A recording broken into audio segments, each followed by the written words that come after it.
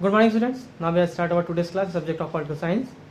And as you know, we have learned the chapter politics of plant development. In previous lectures, we look about the 5-year plans, first 5-year plan, second 5-year plan, third 5-year plan. And as you know that the first 5-year plan is mainly focused on agriculture, and second and third 5-year plan especially focused on industries.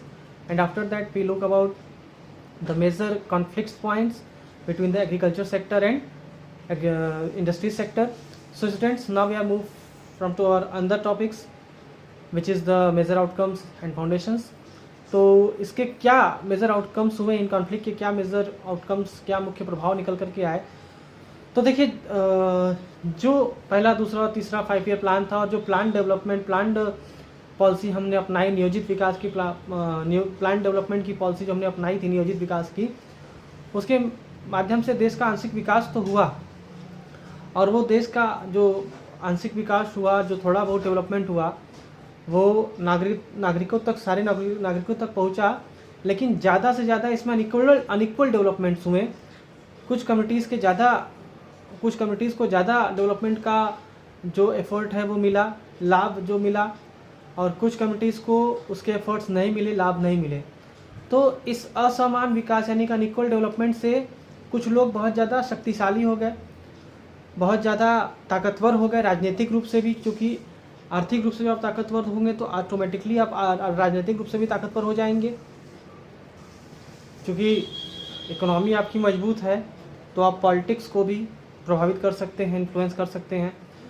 तो इन सारी चीज़ों से आप देखिए कि अब एक चीज़ बेमानी हो गई कि जब कोई कम्युनिटी ज़्यादा ताकतवर बीच में हो जाएगा, कोई कम्युनिटी के पास ज़्यादा आर्थिक तौर पे मजबूत हो जाएगा, राजनीतिक तौर पे मजबूत हो जाएगा, तो फिर समाज में हम इक्वल डेवलपमेंट के कंसेप्ट को ठीक ढंग से लॉन्च नहीं कर पाएंगे। ये एक सत्यता है। ठीक है, फाउंडेशन के मामले में देखिए तो जो बुनियाद विकास की पढ़ी थी वो जब हम स्टार्ट किए थे, यानी कि भारत में पहली 5-year प्लान लॉन्च हुए और प्लान डेवलपमेंट प्रोग्राम शुरू हुए, तो फंडामेंटल डेवलपमेंट की बातें हुई थी। बड़े बड़े बांध बनाए गए, हीराकुंड बांध, भाखड़ा नांगल बांध, इनका फॉर्मेशन हुआ। उसके बाद बड़े बड़े इंडस्ट्रीज़ लगाए गए, जिसमें स्पेशली आप देखिए स्टील इंडस्ट्री, ऑयल रिफाइनरीज लगाई गई, और उसके साथ डिफेंस प्रोडक्शन को बढ़ाया गया। ये सारी चीज़ें, यानी कि ये देश के विकास के लिए फाउंडेशन का काम किया, देश के विकास के लिए बुनियाद, बेस का काम किया। तो हम ये नहीं कह सकते कि इस दौर में हम पूरी तरीके से फ्लॉप रहे, या भारत का शुरुआती दौर विकास के लिहाज से फ्लॉप रहा, सुस्त रहा, अपने गोल को अचीव नहीं कर पाया, क्योंकि उसी शुरुआती दौर के बिहाफ पे ही हमने डेवलपमेंट, यानी कि डेवलपमेंट के बेस को बनाया। यानी कि हमने एग्रीकल्चर के बिहाफ पे बड़े बड़े बांध बनाए, ताकि जो पानी की कमी है, वाटर स्कैरसिटी है, वो फुलफिल हो जाए बांध बनाने के कारण। उसके बाद इंडस्ट्रीज़ के लिए हम लोगों ने बड़े बड़े हैवी इंडस्ट्रीज़ लगाए उसी समय, फर्स्ट टू थर्ड 5-year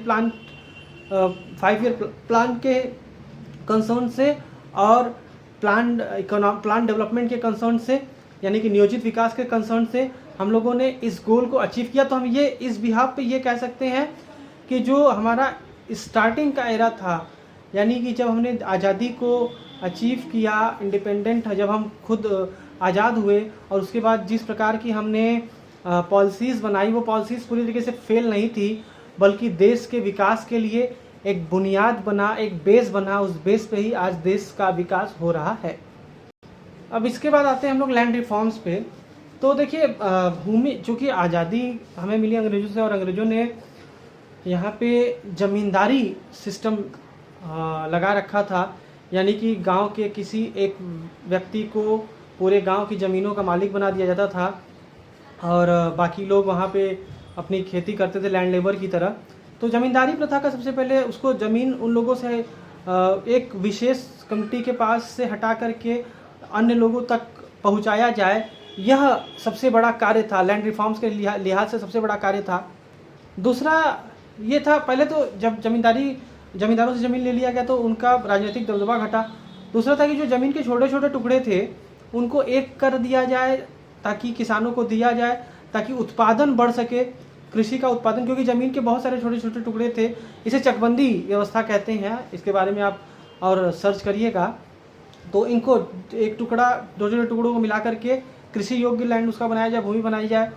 तो इस प्रकार से लैंड रिफॉर्म्स लॉन्च हुए और इसके बाद कुछ कानून भी बनाए गए कि कुछ व्यक्तियों के, मतलब पहले क्या था कि कुछ व्यक्तियों के पास बहुत सारी ज़मीनें थी तथा बहुत सारे व्यक्तियों के पास ज़मीनें नहीं थी, तो ज़मीनों को के रखने के अधिकार को एक तरीके से सील कर दिया गया कि एक व्यक्ति इतना ही ज़मीन रख सकता है, इससे ऊपर ज़मीन नहीं रख सकता।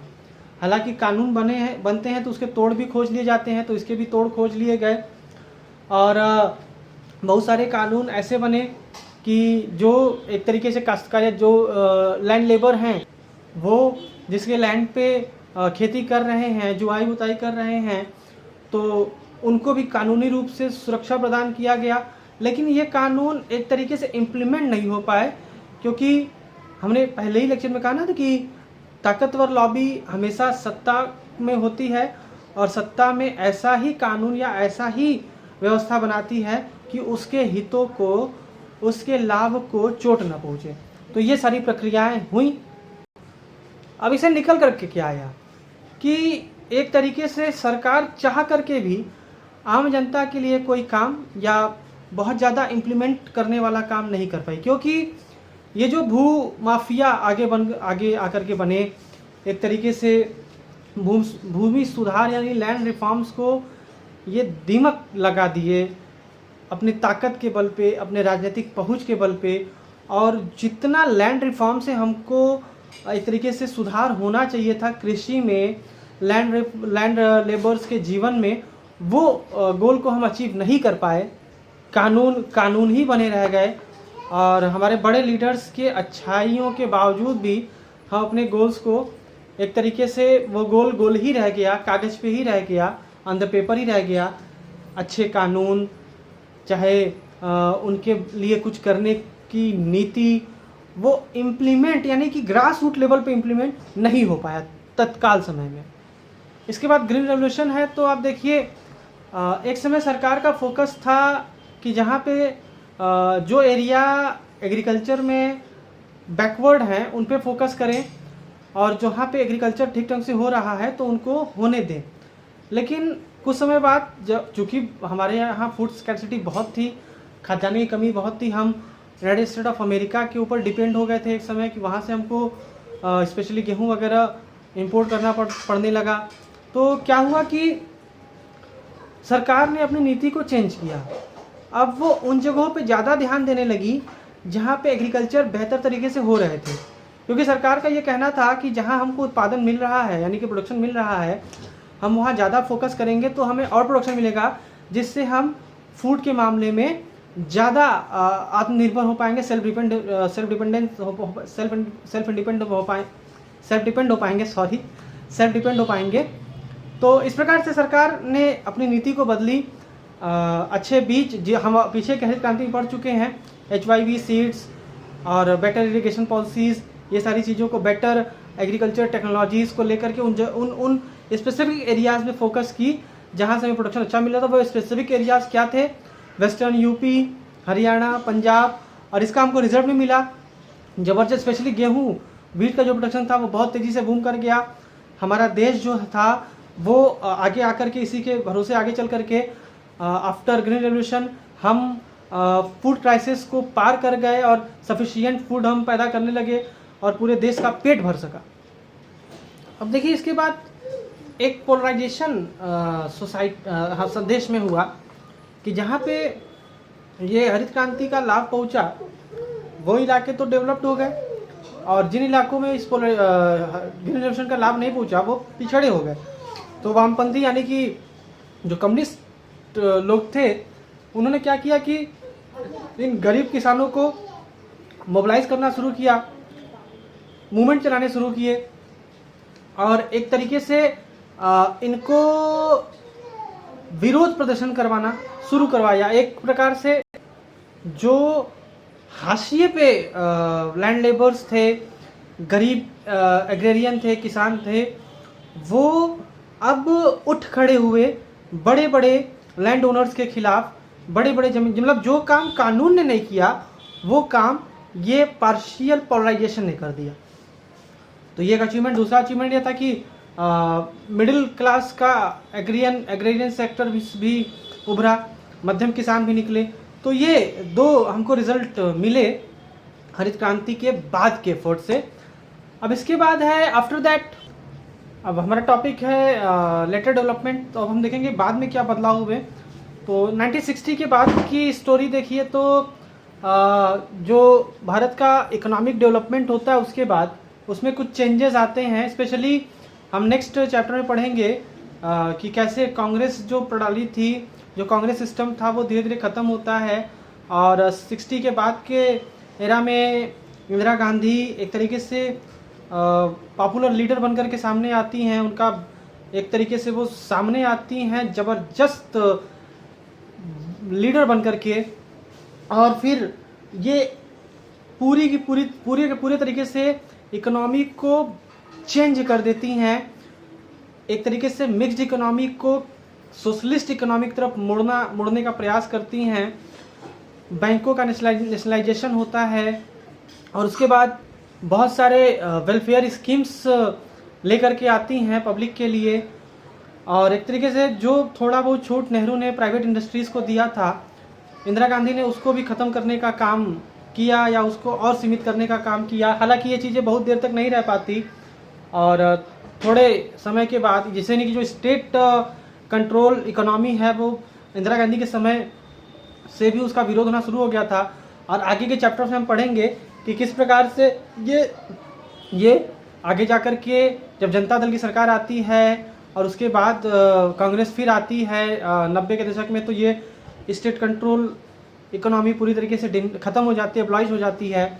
50 से 80 तक के अगर हम इकोनॉमिक डेवलपमेंट की बात करें भारत की, तो 3.53 से 3.5% की धीमी गति से हमारी इकोनॉमी बढ़ रही थी।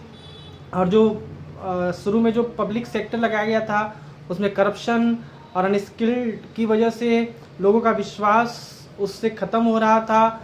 स्टार्टिंग में तो लोग ब्यूरोक्रेसी बड़ा भरोसा करते थे, लेकिन धीरे धीरे वो लोग ब्यूरोक्रेसी से उनका मन भटकने लगा। तो ये पूरे बाद के डेवलपमेंट्स हुए।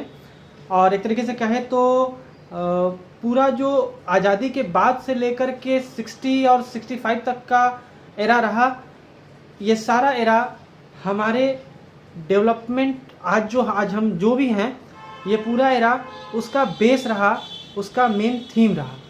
तो आज के लिए इतना ही, बाकी अब अगले लेक्चर में हम लोग पढ़ेंगे। और इसी पे ये चैप्टर यहाँ पे ख़त्म होता है। और जो भी आपके डाउट्स होंगे वो हमसे आप क्लियर करिएगा। आई होप कि ये सारी चीज़ें आपको बहुत डिटेल में समझ में आ गई होंगी और अब ध्यान से उसको देखिए, समझिए। थैंक्स।